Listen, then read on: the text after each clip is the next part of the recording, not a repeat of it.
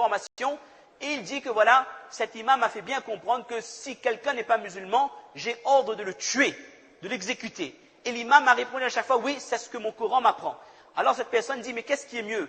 Ma religion ou mon prophète m'apprend à aimer son prochain comme je m'aime moi-même, ou alors une religion qui incite à tuer? Et c'était un article qui a été rendu public. Mais ça, c'est extrêmement grave, ça. Qu'on essaie de faire comprendre aux gens que l'islam est une religion sanguinaire par opposition à d'autres religions. C'est pour ça que nous avons parfois besoin d'être persuadés. Nous avons besoin d'un mudhakara, d'un rappel sur les valeurs que porte notre religion. Ça, c'était la clémence du prophète sallam. Une fois, notre prophète sallam officie la salat. Il fait namaz, il entend un enfant pleurer. Notre prophète sallam raccourcit la salat. Pourquoi? Pour que cette mère puisse s'occuper de cet enfant. Ça, c'est l'amour, la pitié que notre prophète sallam avait pour les créatures qui soient adultes ou enfants, que cette personne peut nous apporter quelque chose ou que ce soit un enfant qui ne nous apportera rien. Aimer son prochain, c'est le message que le prophète sallam nous a fait passer. Dernier exemple, et on donnera la parole à Mohammed. Je ne sais pas si on avait cité ça la dernière fois. Notre prophète est à la maison d'une de ses épouses, dont je ne me souviens pas du nom. Une autre épouse qui cuisinait très bien envoie quelque chose. Un jour, il faudra qu'on explique ça, la question de polygamie à l'époque du prophète sallam. Quelle était la hikmat dedans, pour qu'on arrête de dire n'importe quoi aussi là-dessus, d'accord?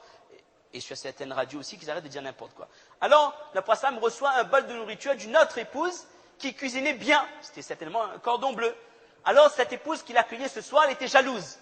C'est comme si que, je ne sais pas moi, vous êtes chez vous, madame l'a fait cuire des pâtes. C'est terrible ça quand même, c'est démoralisant ça. Elle a fait cuire des pâtes, d'accord? Et pendant ce temps, votre sœur, elle envoie un curry camaron ou un curry de langouste. Ah ben, entre pâtes et langouste. Moi, j'ai choisi déjà. Allez, on ne va pas dire si c'est maclou, pas maclou. En tout cas, c'est bon. D'accord? Donc, le choix est vite fait. Et la réaction de votre femme, elle dit, ah bon, mon mari va comme il est coté, mais il cuisine pas, mais il fait minapolo, mais il fait des trucs surgelés de, etc., etc. Et son sœur, il fait curry langouste, il fait curry camaron un samedi soir, alors que de Moïse a acheté pizza. D'accord? Ben, assurément, la femme, elle est jalouse. Elle en veut à son mari, elle en veut à sa belle-sœur. Ça aussi, un jour, il faut traiter sa relation entre belle famille. Ça, c'est terrible, ça. Une cause principale de divorce qu'on retienne, relation beau-père-belle-mère, qui croit bien faire très souvent. Alors, qu'est-ce qu'elle fait, cette femme? Elle prend le bol de nourriture, elle le jette et elle casse. La nourriture s'éparpille. Vous savez qu'à l'époque, il n'y avait pas beaucoup à manger. Et le bol est cassé. Vous avez vu?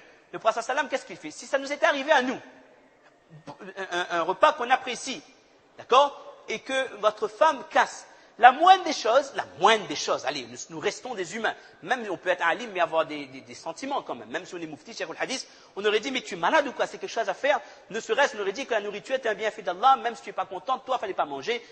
Et si on est un peu plus sauvage, ben, on terrasse à casa au moment, si tu peux des affaires comme ça, si Mikonem n'aurait pas marié qu'un sauvage comme nous, ou alors, troisième degré, une claque ou un coup de boule à la zidane, ou je ne sais pas, quelle autre réaction qu'on aurait pu avoir. D'accord?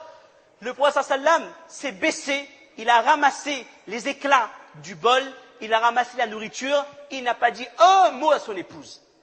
Alors après qu'on entend certains qui osent dire que dans l'islam il faut frapper ses femmes, si madame n'obéit pas, taper, pour ne pas dire d'autres mots, d'accord? Hadith qui est dit, le prophète sallam n'a jamais levé la main sur une femme, n'a jamais levé la main sur un enfant, n'a jamais demandé à ses travailleurs, comment on appelle ici Ben Kamkanaro, je ne sais pas comment il dit, un travailleur, c'est presque de l'esclavage parfois. Il n'a jamais dit à un travailleur, pourquoi on a fait ça? Ou alors pour un travail qui n'a pas bien fait, pourquoi on n'a pas fait ça? Lam yaqul li amalin fa'altu lima fa'alta. Etc. C'est le hadith de Anas bin Malik qui était resté 10 ans au service du prophète sallallahu alayhi wa sallam. L'amour du prophète sallallahu alayhi wa sallam pour ses épouses, pour les autres. Aïcha, elle est encore petite, elle regarde les Habashis, les gens d'Éthiopie, d'Abyssinie, qui, le jour du Eid, font des démonstrations avec leur lance. Aïcha, elle est contente, c'est un enfant, elle regarde. Le prophète sallam porte Aïcha pour qu'elle regarde.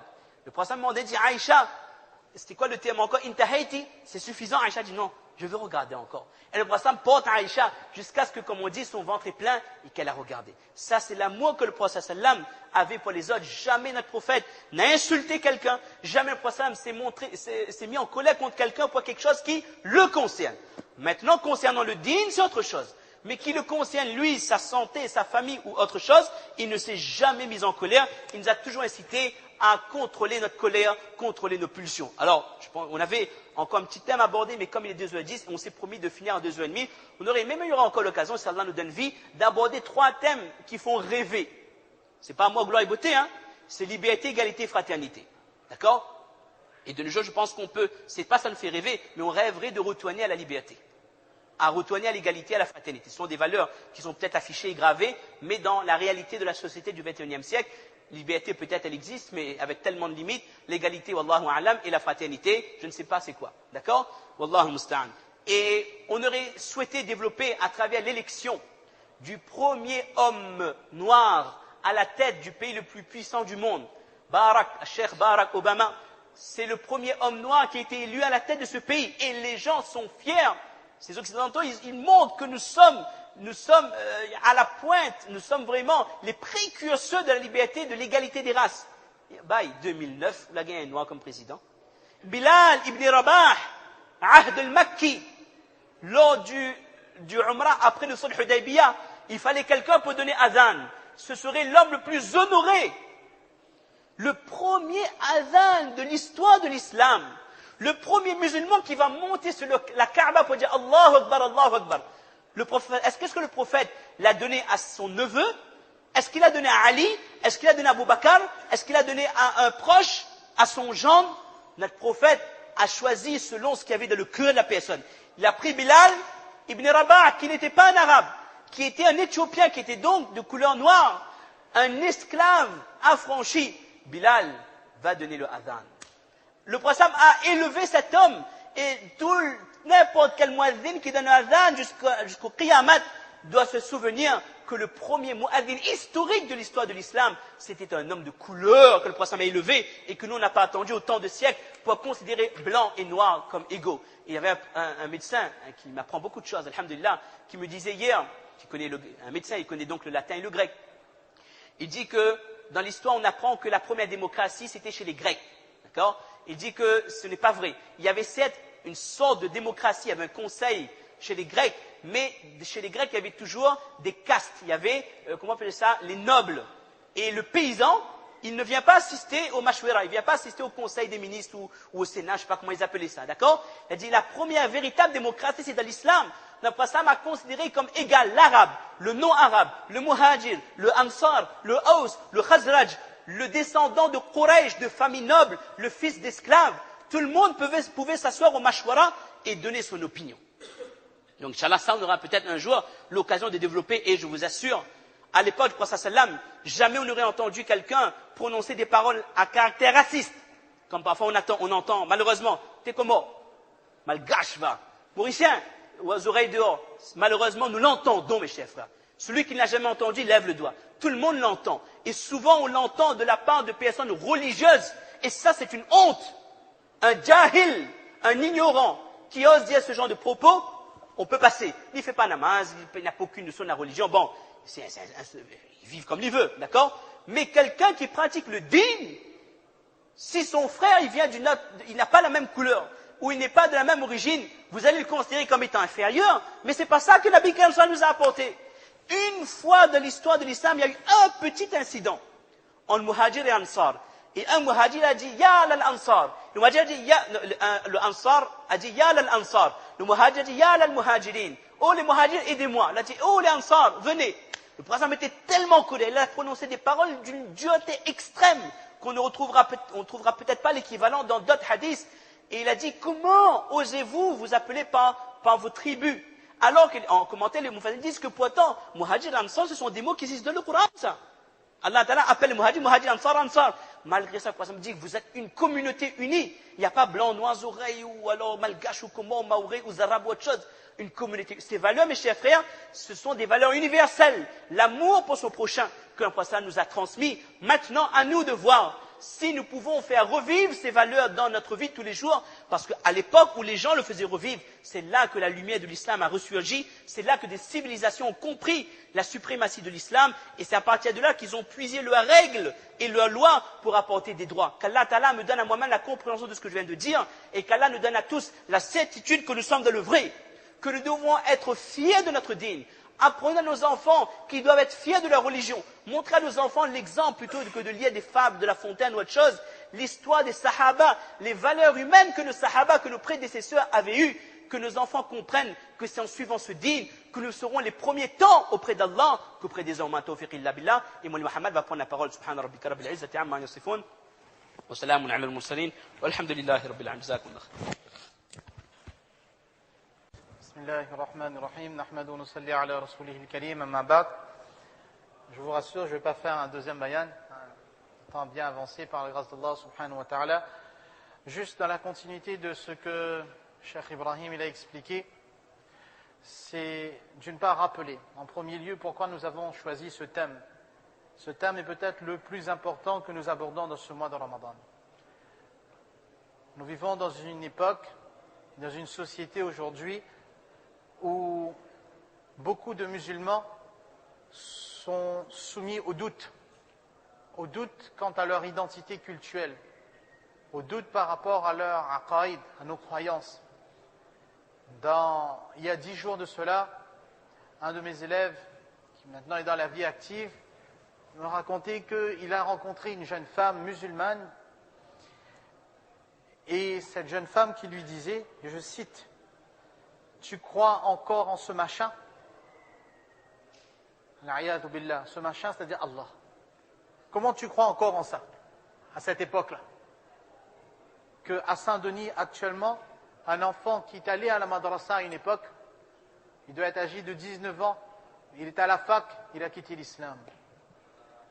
Je ne parle pas de gens qui habitent en Afrique, ou un jamaat qui revient de tel pays d'Afrique noire et qui nous raconte des choses. C'est la réalité des choses. La communication aujourd'hui est faite de telle manière que beaucoup de musulmans doutent. Ils se disent, est-ce que nous sommes des gens violents? Et le problème, mes chers frères, c'est que nos enfants souffrent. Nos enfants souffrent. Ceux qui sont en primaire, ceux qui sont au secondaire, ceux qui fréquentent les universités, parce que le regard des gens a changé. Lorsque les gens voient le musulman, eh bien, ils se disent, vous êtes la religion des violents, vous êtes la religion des terroristes, vous êtes la religion qui fait semer la terreur sur la terre. Et nos enfants ont des difficultés à assumer cela. Pourquoi? Parce que nous avons oublié, dans l'éducation que nous donnons à nos enfants, de leur parler d'un homme extraordinaire. Et cet homme, il s'appelle Muhammad sallallahu alayhi wa sallam. De conforter nos enfants, de leur donner les arguments, en leur racontant justement qui était Rasulullah sallallahu alayhi wa sallam. Quel homme extraordinaire il a été. Mawlana Ibrahim a raconté beaucoup de hadiths, beaucoup d'événements, et on pourrait en raconter des tonnes et des tonnes, que le prophète sallallahu alayhi wa sallam, à son époque un jour, il y avait 2 sahaba qui s'entendaient énormément. L'un s'appelait Bilal, radiallahu anhu, et il s'entendait, il était souvent avec Abu Zar Ghifari, radiallahu anhu.